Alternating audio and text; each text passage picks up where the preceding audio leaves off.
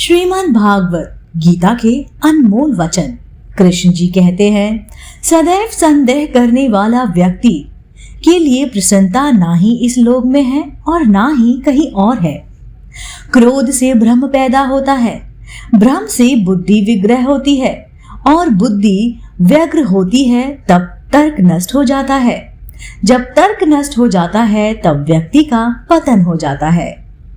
मन की गतिविधियों, होश, श्वास और भावनाओं के माध्यम से भगवान की शक्ति सदा तुम्हारे साथ है और लगातार तुम्हें बस एक साधन की तरह प्रयोग करके सभी कार्य कर रही है।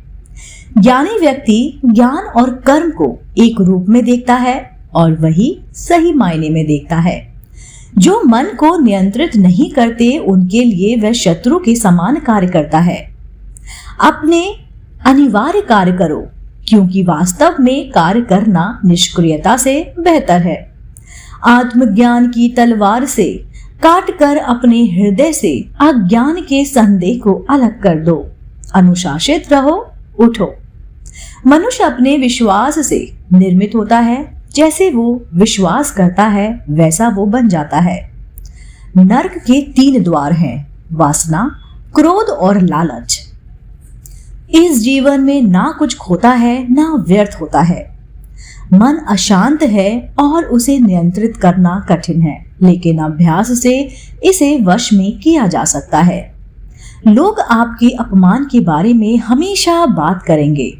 सम्मानित व्यक्ति के लिए अपमान मृत्यु से भी बेहतर है।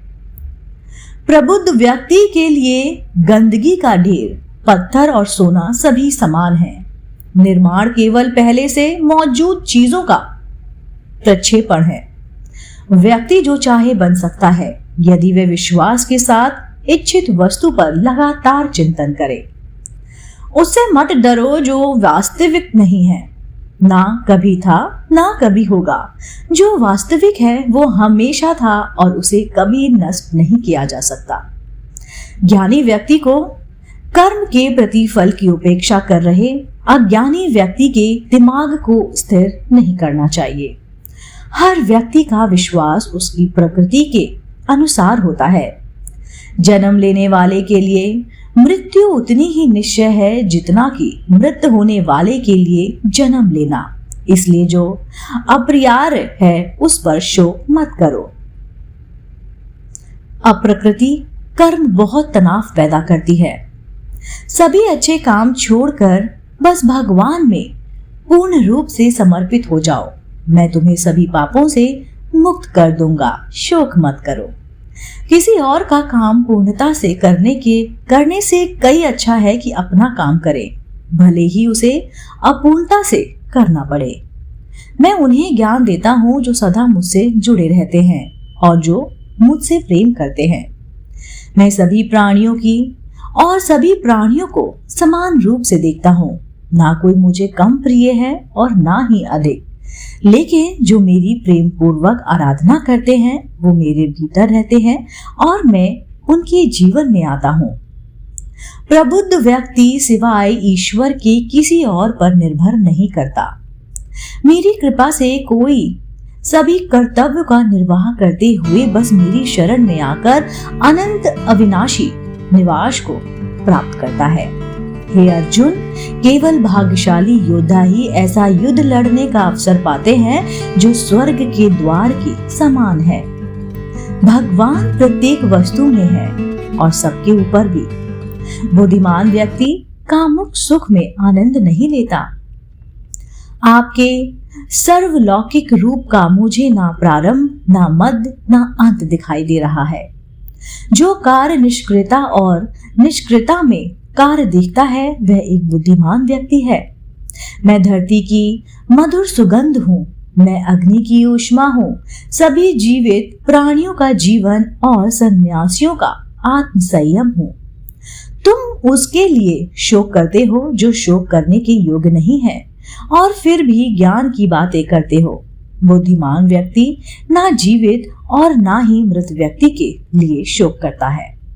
कभी ऐसा समय नहीं था जब मैं तुम या ये राजा महाराजा अस्तित्व में नहीं थे, ना ही भविष्य में कभी ऐसा होगा कि हमारा अस्तित्व समाप्त हो जाए। कर्म मुझे बांधता नहीं, क्योंकि मुझे कर्म के प्रतिफल की कोई इच्छा नहीं। हे अर्जुन, हम दोनों ने कई जन्म लिए हैं, मुझे याद है लेकिन तुम्हें नहीं। वह जो वास्तविकता में मेरे उत्कृष्ट जन्म और गतिविधियों को समझता है, वह शरीर त्यागने के बाद पुनः जन्म नहीं लेता और मेरे धाम को प्राप्त होता है। अपने परम भक्तों जो हमेशा मेरे स्मरण या फिर एक चित्त मन से मेरा पूजन करते हैं, मैं व्यक्तिगत रूप से उनके कल्याण का उत्तरदायित्व लेता हूँ। कर्म योग वास्तव में एक परम रहस्य है। कर्म उसे नहीं बांधता जिसने काम का त्याग कर दिया हो। बुद्धिमान व्यक्ति को समाज कल्याण के लिए बिना आसक्ति के काम करना चाहिए।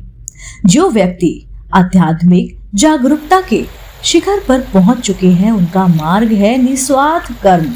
जो भगवान के साथ संयोजित हो चुके हैं, उनका मार्ग है स्थिरता और शांति। यद्यपि मैं इस तंत्र का रचयिता हूँ, लेकिन सभी को ये ज्ञात होना चाहिए कि मैं कुछ नहीं करता, मैं अनंत हूँ।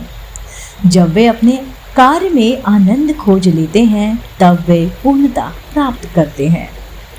वह जो सभी इच्छाएं त्याग देता है और मैं और मेरा की लालसा और भावना से मुक्त हो जाता है, उसे शांति प्राप्त होती है।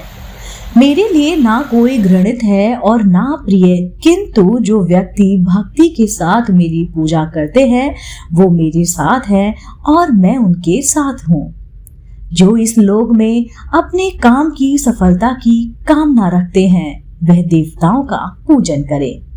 मैं ऊष्मा देता हूँ, मैं वर्षा देता हूँ और रोकता भी हूँ। मैं अमर तत्व भी हूँ और मृत्यु भी।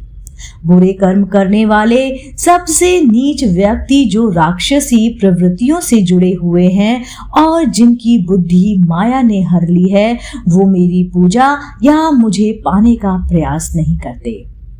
जो कोई भी किसी भी देवता की पूजा विश्वास के साथ करने की इच्छा रखता है, मैं उसका विश्वास उसी देवता में दृढ़ कर देता हूँ।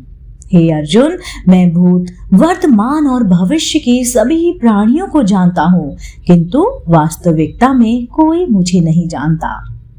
स्वर्ग प्राप्त करने और वहां कई वर्षों तक वास करने के पश्चात एक असफल योगी का पुनः एक पवित्र और समृद्ध कुटुंब में जन्म होता है।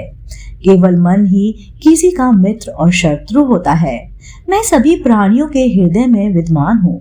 ऐसा कुछ नहीं, चेतन या अचेतन, जो मेरे बिना अस्तित्व में रह सकता है। वह जो मृत्यु के समय मुझे स्मरण करते हुए अपना शरीर त्यागता है, वह मेरे धाम को प्राप्त होता है। इसमें कोई शयन नहीं है।